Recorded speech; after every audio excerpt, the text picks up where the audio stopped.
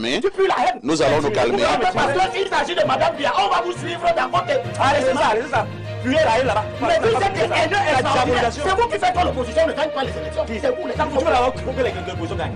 Merci, hein. Moi j'ai été élu 10 ans. Je sais qu'on ne peut pas été élu. Parlez, alors parle. Dans ce plateau, les mots deviennent des armes. D'un côté, Fridolin Qué, philosophe engagé, défenseur farouche de Maurice Kamto. De l'autre, Élie Bilobet, figure politique controversée, qui n'a jamais mâché ses mots. La tension explose. Accusations, interruptions, regards brûlants. Le débat tourne à l'affrontement idéologique. Là où la politique se mêle à l'ego, et où la vérité se déchire en direct. Voici le moment où Fridolin Qué et Élie Bilobet font trembler le plateau autour d'un seul nom, Maurice Kamto. À la suite de ce que je viens une fois de plus d'entendre, que c'est justement tous ceux qui sont venus dans la scène politique avec des positions d'autorité qui ont induit M. Maurice Kamto et sa meute en erreur. Des gens, parce que j'ai comme l'impression que les gens oublient que les lois ne sont pas des tests de droit. Si le droit peut avoir sa complexité, la loi est écrite pour que toi, parfait, si tu la lises et que tu la comprennes et que tu la respectes. Les articles qui ont ouvert ce débat, qui est devenu un débat d'intellectuels, où les gens refusent de dire aujourd'hui qu'ils ont mordu la poussière. Ils ont eu tort. Qu'ils ont eu tort de considérer qu'il y avait une relation entre la candidature et les mandats impératifs. Il n'y a aucune relation entre les deux.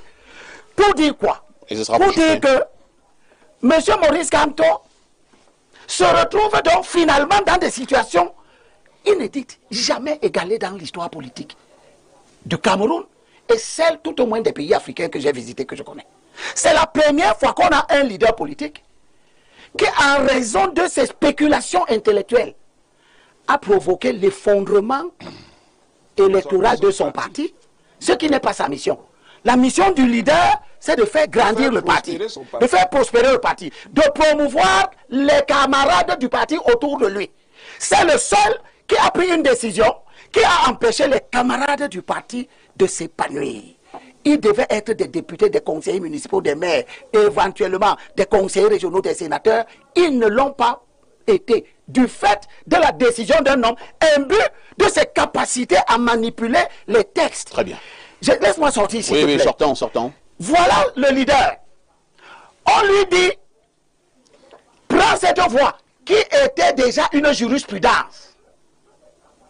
Avec la différence que lorsque le parti Univers investit Kabila Libi, qui n'est pas son militant, lorsque l'AFP, le parti de Feu Bernard Mouna, investit Akere Mouna, qui n'est pas son militant, ces gens-là ne sont pas des militants. Ils ne sont pas des dirigeants de parti. Or, la loi sur les partis politiques prévoit une procédure spéciale.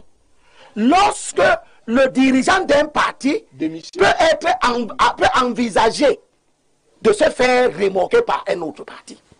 Nous qui disions cela, nous le disions parce que nous savions qu'en allant maintenant se faire remorquer par un autre parti, il va rencontrer une autre difficulté, mais qui est susceptible d'être affrontée. Il a refusé de le faire. Il a laissé le temps passer. Il se retrouve maintenant en train de démissionner d'un parti qui attend de lui d'être le plus grand.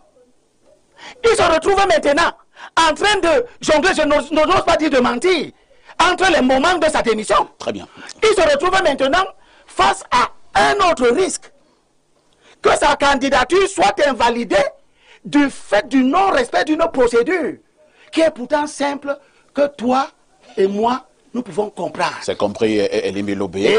Pierre Blaireau, oui, on vous a compris. Pierre je remercie à Anissé Ekane d'avoir montré jusqu'à quel point la corruption peut faire que les gens changent. Qui a corrompu qui? Lui, Anissé Ekane. Il n'est pas sur ce plan. Lui, Anissé Ekane. Il a corrompu qui? Non, laisse-moi terminer. Vous avez parlé de corruption? Oui, je parle de corruption. Vous avez parlé d'Anissé Ekane. Je suis en train donc de parler. Oui. Anissé Ekane, qui a passé toute sa vie à combattre Ojula et les héritiers d'Ojula, qui a produit toute une vidéo où il traite Maurice Kamto de quelqu'un qui est dans le moule ojulatiste Et tu sais ce que c'est qu'Ojula pour les UPCistes? Non. Ojula pour les UPCistes, c'est un homosexuel qui a promu l'homosexualité au Cameroun dans les cercles de gouvernement. Quand tu entends les UPCistes dire que quelqu'un est un ojulatiste, c'est que c'est un homme de gouvernement qui est là par l'homosexualité. Ah bon? C'est ce que les UPCistes appellent les ojulatistes. Et vous dites Anissé Kane? Anissé Kane qui a donc passé sa vie, entre guillemets, à combattre les ojulatistes.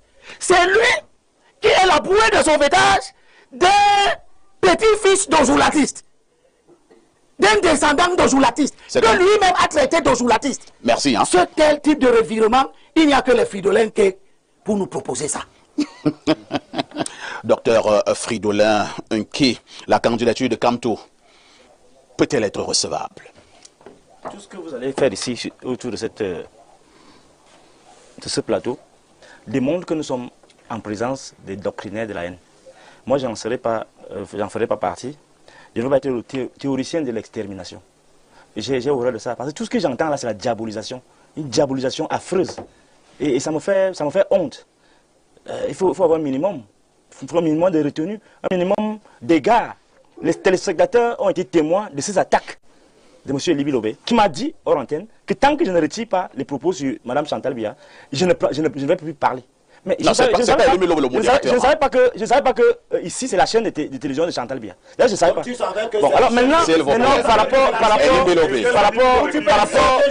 à Docteur, attendez d'abord, Docteur. Vous m'interrompez. Je ne vous interromps pas. Vous prendre la parole.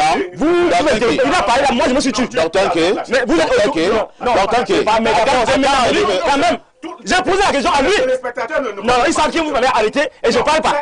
C'est vous qui m'avez bloqué. Nous voici assis là. Docteur K. S'il vous plaît. Docteur K. Je lui pose la question. Est-ce que je peux reprendre la parole? Non, personne n'a pris la parole. Maintenant, je reprends la parole pour remettre les points sur les i. Monsieur Nké, docteur, sur ce plateau, ce dimanche, il n'y a pas un débat sur Mme Chantal Biya. Et il y a un débat sur l'élection présidentielle de 2025. Moi, je ne permets pas qu'on vienne s'attaquer comme cela à l'épouse d'un chef de l'État. Et là, je vous repasse ma parole. Monsieur Nké. Vous voulez qu'on parle de ça? Vous voulez qu'on parle de la manipulation? Les gens qui font quoi? Votre madame a participé à la mauvaise gouvernance.